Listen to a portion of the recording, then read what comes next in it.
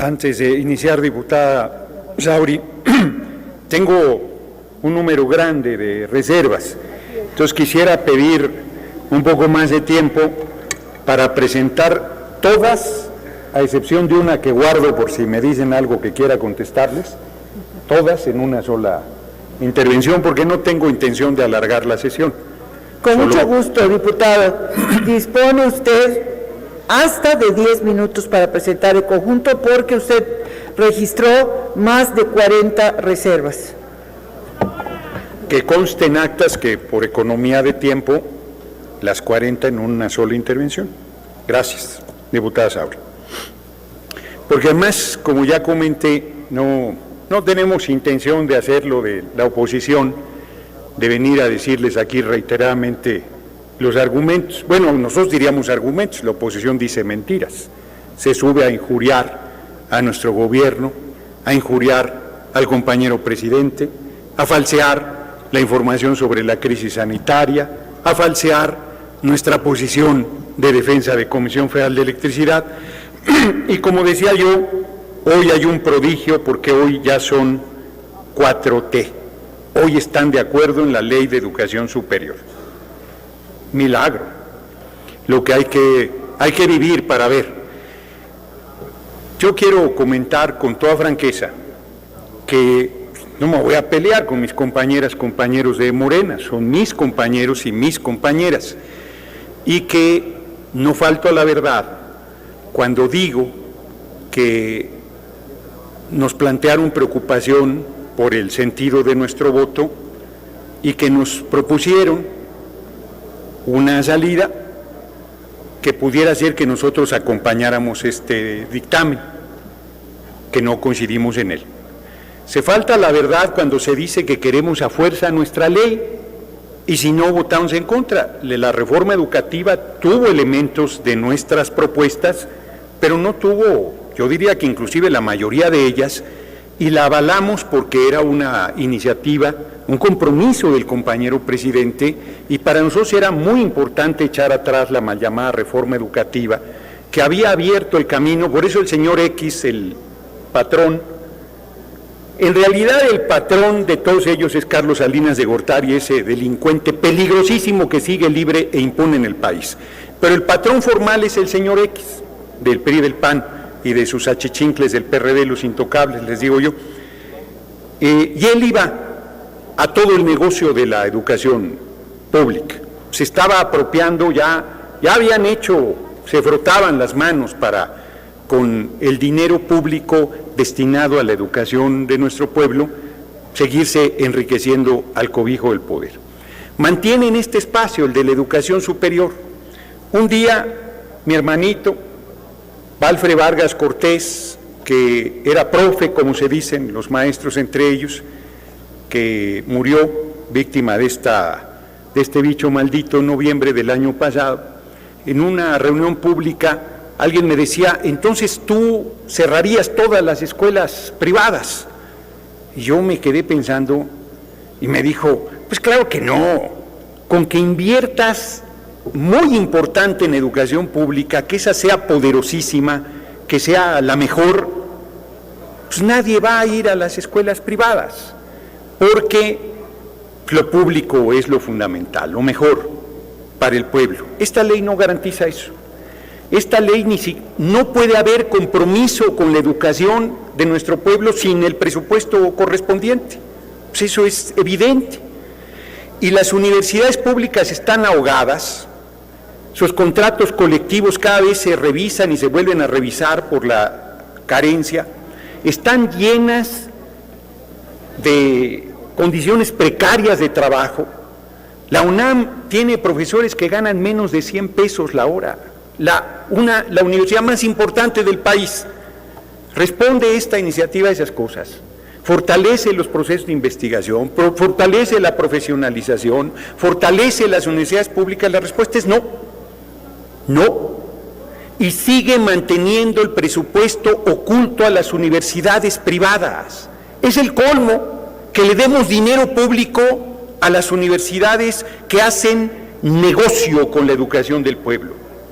Yo estoy convencido que debemos hacer otro sistema económico, donde lo más importante es el ser humano en armonía con la vida y con el planeta, pero mínimo esta revolución sin violencia debe lograr que no se lucre ni con la salud ni con la educación de nuestro pueblo.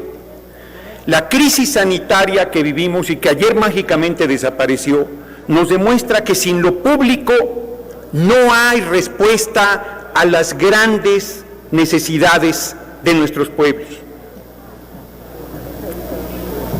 No puede ser que sigamos reproduciendo las condiciones precarísimas en que están las universidades públicas del país. No puede ser que sigamos tolerando que los gobernadores se roben el presupuesto de las universidades públicas, que por más autónomas que son, se lo quedan, ahogan, y ellos mismos y los que se han convertido en caciques, más de uno, de universidades públicas, por ejemplo, el ampón elegante de Raúl Padilla de la UDG, tiene un negocio impresionante de universidades públicas enfrente de las universidades privadas, enfrente de las universidades públicas, porque a él le ha convenido también este sistema perverso de ahogar el sistema educativo nacional.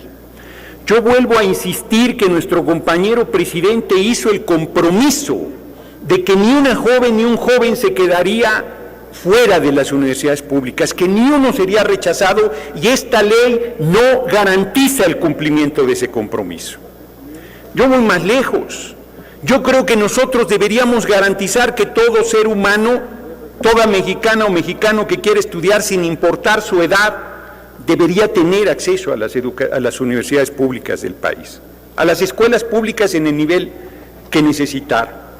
Yo estoy convencido que debería destinarse un presupuesto muy importante a la alimentación de las estudiantes y los estudiantes, y esta ley tampoco tiene una preocupación en ese sentido.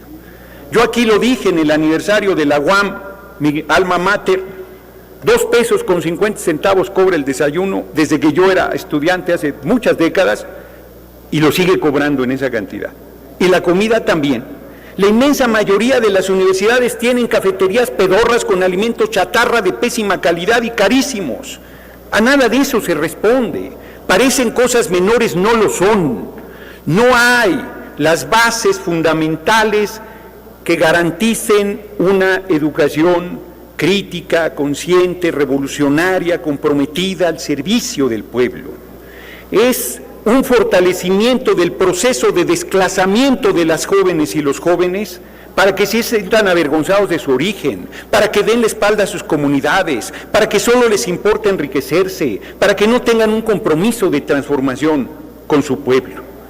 A mí me parece un error grave, pero además nosotros que aceptamos la posibilidad de un acercamiento, esperamos el compromiso público y la respuesta es la injuria, la respuesta es la descalificación de compañeras, compañeros de Morena, simplemente porque nos atrevemos a defender nuestro punto de vista. No es la iniciativa del compañero presidente, pero voy más lejos. El tiempo de sí, señor presidente, lo que usted diga, señor presidente, como usted quiera, señor presidente, se acabó. Es nuestro compañero. Y una manera de apoyarlo es a veces decir, aquí hay un error, aquí no compartimos, aquí no acompañamos. Eso no es ninguna deslealtad, al contrario, la deslealtad es agacharse, la deslealtad es renunciar a defender sus puntos de vista, la deslealtad es convalidar un acuerdo con esta oposición. Es que cuando les digo hipócritas me parece que soy demasiado suave. Farsantes, embusteros, traidores al pueblo, y que hoy se dicen que están cumpliendo con el pueblo en materia de educación superior. Mienten, como siempre lo han hecho en sus intervenciones en tribuna. Mienten. Y lamento que por no regresar la ley al Senado se cometa semejante extravío.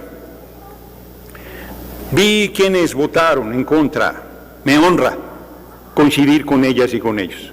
Me siento muy honrado de legisladoras y legisladoras que tienen un prestigio y una trayectoria que cuidar y que manifestaron su rechazo a esta iniciativa de ley. Por un mundo donde seamos socialmente iguales, humanamente diferentes y totalmente libres, dijo una extraordinaria revolucionaria marxista llamada Rosa Luxemburgo. Esa es mi aspiración, ese es el mundo al que aspiro y por eso seguiré luchando y estoy convencido que la Cuarta Transformación lo lleva en el corazón este objetivo. Muchas gracias por su atención, compañeras y compañeros.